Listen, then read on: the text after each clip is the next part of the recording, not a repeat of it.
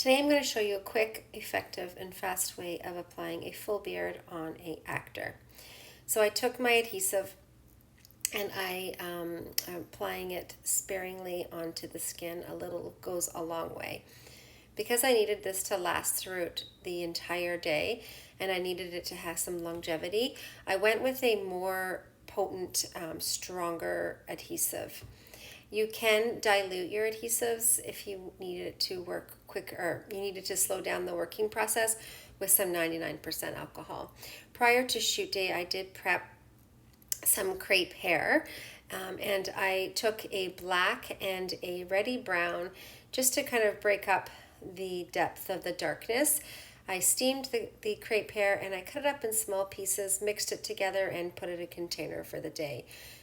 As you can see, I am taking little bits at a time and I am fanning it out prior to putting it onto the skin so it actually looks like the hair is coming from the follicles.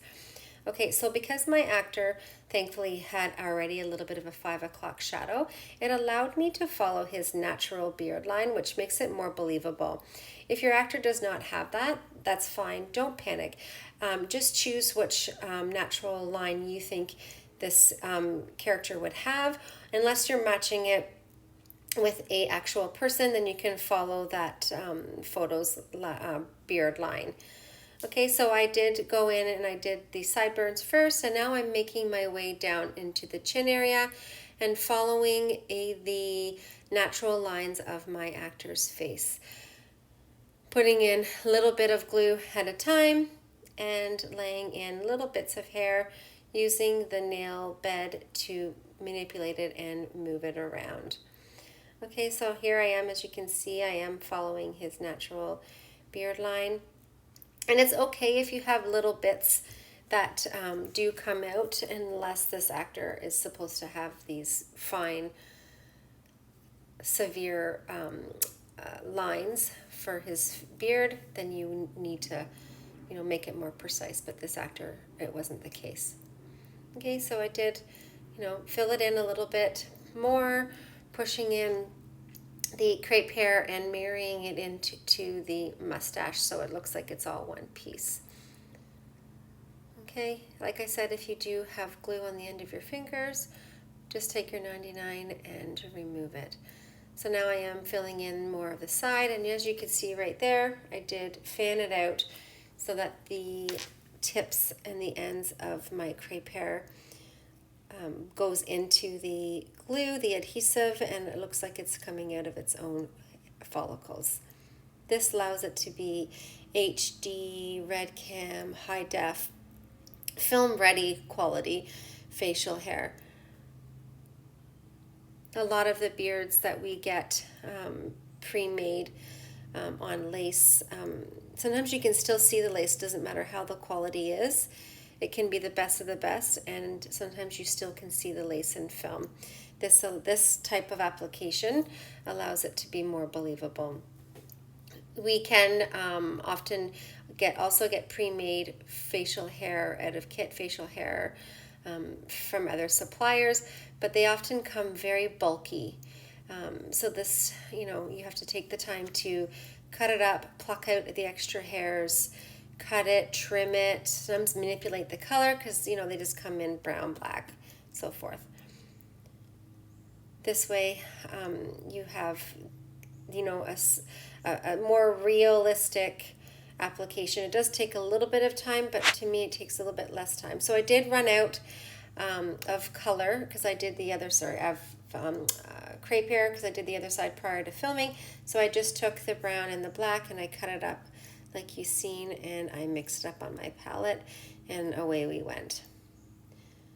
Okay, so now I'm going in onto the chin area, and off camera I got the actor to smile while I put on the glue so that I wasn't adding the adhesive in his laugh lines.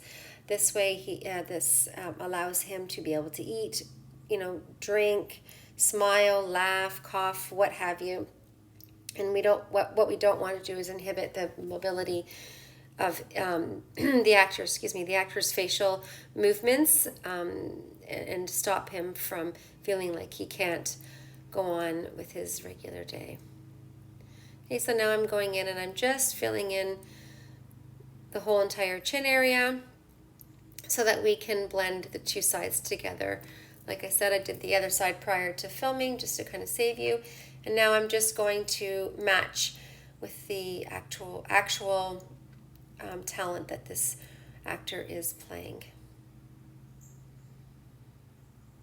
Having reference photos is your safest and best option. Then there's no mistake and room for error.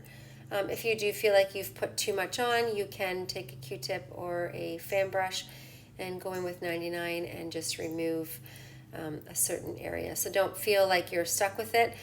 You can remove it and reapply. Okay, fanning out again and just kind of putting in some sparse pieces of hair because the talent that this person is actually playing had that random hairline around his chin area. This makes it more believable. Tapping it in, pushing it in also helps the look as if it's actually coming from the skin. Okay, and then just kind of push it in, and then I just go in and match it again because I have to kind of put that little bit of a tuft or soul patch on the actor as well. Okay, so I did ask him to puff out his lower lip so that I can get it in the right spot. And then I'm going to go in, fan it out, and lay in sparsely so it's not so dense and heavy. A little bit goes a long way when you're using this type of application. And don't worry if it doesn't look like it's gone on completely straight, because then you have the opportunity to use your brush, the end of your brush or your fingernail to manipulate it and move it around. And if you have to, you can pull out hairs at this time.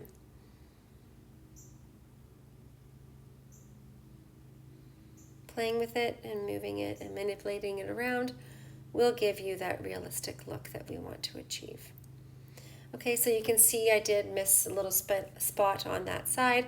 So this is the time where you go in and you make any corrections that you need to make. Okay, so I'm going to go and grab some more hair and some tweezers, and I'm just going to manipulate where the hair is coming and the direction that I want it to come from. If there's any random pieces, this is when you go in and you take it out. Okay, so now I need to go in for some final touches, and I take any alcohol-based product and I mix the colors prior, and I go in and I lift the color from the root, not on the surface. So this makes it more believable, and the color is throughout and not just on the surface. Okay, so because I did need to still fill in, I noticed I took my 99% alcohol because there was some adhesive on the skin, and I just reactivated it and moved the hair around just to kind of fill into that spot.